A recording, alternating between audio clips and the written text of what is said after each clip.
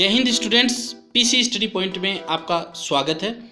आज हम जो डिस्कशन करने जा रहे हैं वो इंडियन एयरफोर्स एक्स ग्रुप की जो वैकेंसी निकलती है उसके बारे में डिस्कशन करने जा रहे हैं।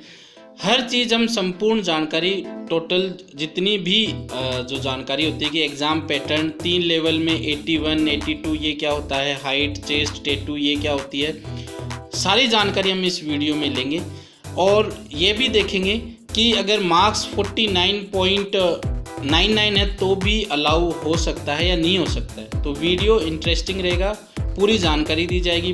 वीडियो आपको पूरा देखना है, स्किप करके नहीं देखना है।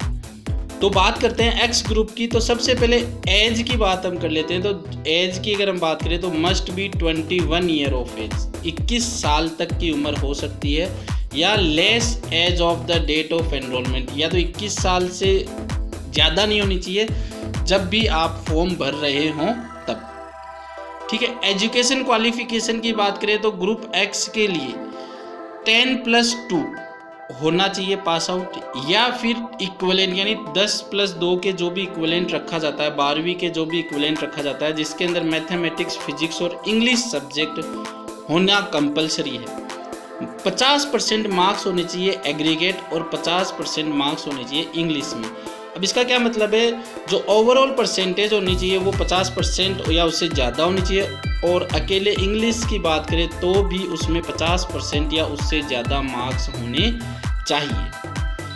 या फिर अगर जो इक्विवेलेंट हम बात कर रहे थे, इक्विवेलेंट का मतलब है 3 ईयर डिप्लोमा, 3 साल का जो डिप्लोमा होता है वो पास आउट होना चाहिए। इंजीनियरिंग इन एनी स्ट्रीम, किसी भी ब्रांच का हो, 50% एग्रीगेट होनी चाहिए और 50% से ज़्यादा ही इंग्लिश के अंदर होनी चाहिए। तो मिनिमम जो क्राइटेरिया वो 50% का है। अब बात करते हैं, अगर मार्क्स 49.99% है तो हम राउंड ऑफ 50 बता सकते हैं, लेकिन अगर 49.99% है तो इज़ नॉट अलाउड, वो मार्क्स में वो फॉर्म के लिए अलाउ नहीं होगा। मिनिमम 50 मतलब 50% ही चाहिए, मैक्सिमम आपके हो सकते हैं। मेडिकल स्टैंडर्ड्स की अगर हम बात करते हैं जो कि चाहिए ही चाहिए, तो एक्स और वाई ग्रुप के लिए हम बात कर रहे हैं यहाँ पे। तो हाइट की अगर हम बात करें तो 152.5 सेंटीमीटर मिनिमम एक्सेप्टेबल हाइट है। इतनी तो कम से कम 152.5 सेंटीमीटर हाइट होनी चाहिए। यहाँ पर जो छूट दी गई है वो IAFP और ऑटो टेक्निकल ट्रेड्स को छूट दी गई है। दूसरी बात करें अगर चेस्ट की, तो चेस्ट की अगर हम बात करें तो मिनिमम रेंज जो एक्सपांसन जो चेस्ट फुलानी है वो 5 सेंटीमीटर तक फुलानी है। वेट की अगर हम बात करें तो प्रोपोर्शनेट हाइट एंड एज, मतलब हाइट के अकॉर्डिंग एज होना चाहिए। मिनिमम वेट है वो 55 kg का होना चाहिए, 55 kg तो होना ही होना चाहिए। For operation assistant trade only, केवल ऑपरेशन असिस्टेंट ट्रेड के लिए 55 kg का वेट होना चाहिए। बाकियों का जो वेट है वो हाइट और एज के अकॉर्डिंग देखा जाएगा, क्योंकि जिसकी हाइट होती है उसका वेट थोड़ा ज़्यादा ही रहता है। फिर अगर आपको बात करें कॉर्नियल सर्जरी, मतलब आंखों का ऑपरेशन हुआ है जिसमें PRK और लासिक ये जो ऑपरेशन है अगर हुए हुए हैं तो वो एक्सेप्टेबल नहीं है, तो वो फॉर्म नहीं भर सकते हैं। हियरिंग की बात करें, सुनने की बात करें तो नॉर्मल हियरिंग होनी चाहिए, मतलब नॉर्मली वो सुनने वाला होना चाहिए। Have forced whisper from the distance of 6 metre, मतलब विस्पर का मतलब होता है कानाफूसी करना, तो वो जो कानाफूसी है वो 6 मीटर तक दोनों कानों से सुनाई देनी चाहिए। मतलब पहले तो एक कान के लिए देखेंगे फिर दूसरे कान के लिए देखेंगे, तो वो 6 मीटर तक आपको सुनाई देनी चाहिए। डेंटल की बात करें तो शुड हैव हेल्दी गम्स, आपके जो मसूड़े होने चाहिए, दांत होने चाहिए वो अच्छे तरीके से होने चाहिए। मिनिमम 14 डेंटल पॉइंट्स आपके होने चाहिए। जनरल हेल्थ की बात करें तो जनरल हेल्थ के लिए बात करें तो candidate should be normal anatomy without loss of any appendix, मतलब अपेंडिक्स से रिलेटेड कोई भी प्रॉब्लम नहीं होनी चाहिए, विदाउट लॉस होना चाहिए। ये सब है इसके अंदर, आप ये पढ़ लेना, ठीक है। Candidate should shall be physically and mentally fit होना चाहिए to perform duty any part of the world in any climate and terrain, मतलब वो हमें फिट होना चाहिए, मेंटली फिट होना चाहिए। अब बात करते हैं टैटू की। टैटू जो है वैसे तो अलाउ ही नहीं है, permanent body tattoo shall not be permitted, permanent tattoo allow नहीं है। फिर भी जो tattoo only inner face of the forearm, जो हमारी कलाई है उसके अंदर वाली साइड टैटू हो सकता है तो कोई प्रॉब्लम नहीं है। बैक पार्ट ऑफ हैंड या reverse side of palm, palm जो हथेली का उल्टी साइड होती है वहाँ पर भी है तो कोई प्रॉब्लम नहीं है। तो इसका इमेज से देख लेते हैं। अगर यहाँ पर टैटू है तो कोई भी प्रॉब्लम नहीं होगी। ऐसे ही कलाई के अंदर वाली साइड, ये देखिए डायग्राम से आप देखिए अंदर वाली साइड टैटू है तो कोई प्रॉब्लम नहीं हो सकती है। परमानेंट बॉडी टैटू तो अलाउ ही नहीं है, लेकिन फिर भी अगर इन दोनों हिस्सों पे टैटू है तो उनको अलाउ किया जा सकता है ना, अलाउ किया जा सकता है। However tattoos only inner face of the arms and side palm, तो वहाँ पर आपको अलाउ किया जा सकता है।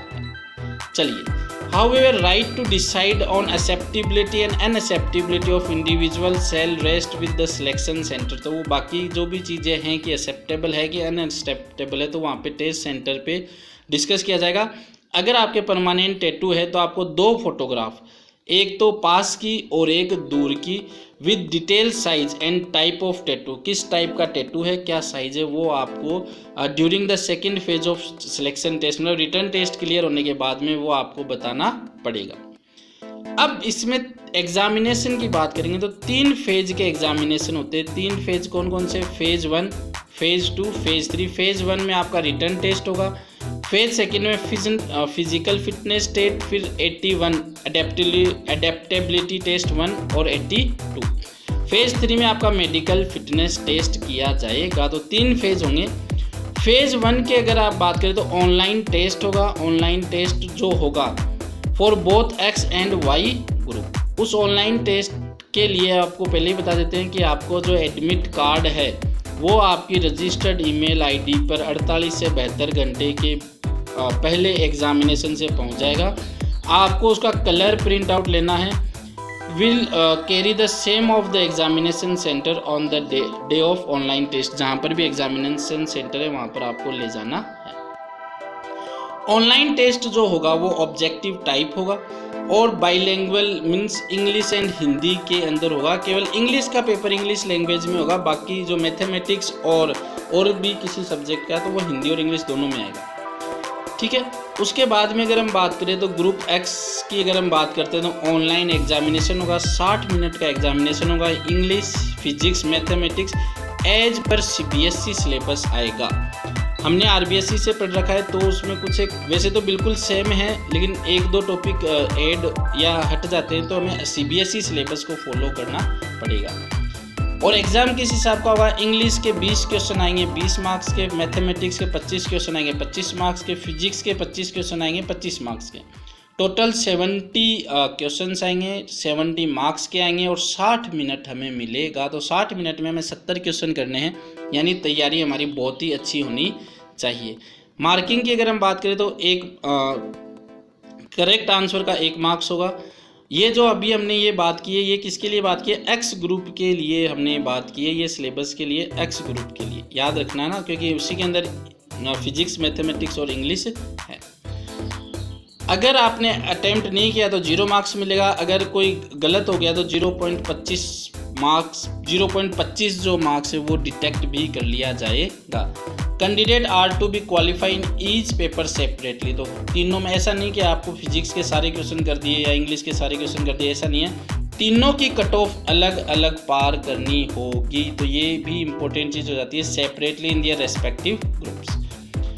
जो रिजल्ट होगा फेज 1 का तो वो जो है शॉर्ट लिस्टेड कैंडिडेट को बता दिया जाएगा, या तो ईमेल के थ्रू या बाय पोस्ट के थ्रू। आप यहाँ पे देखिए online test will be uploaded on airmainselection.cdec.in website पे बता दिया जाएगा। Within 1 month from date of online exam, जो ऑनलाइन एग्जाम होगा उसके 1 महीने के भीतर तो आपको वेबसाइट चेक करती रहनी पड़ेगी लगातार। फेज सेकेंड की अगर हम बात करें तो शॉर्ट लिस्टेड कैंडिडेट को न्यू एडमिट कार्ड भेजा जाएगा रजिस्टर्ड ईमेल आईडी पर। ये जो एडमिट कार्ड होगा कि वो आप इस वेबसाइट से भी डाउनलोड कर सकते हैं।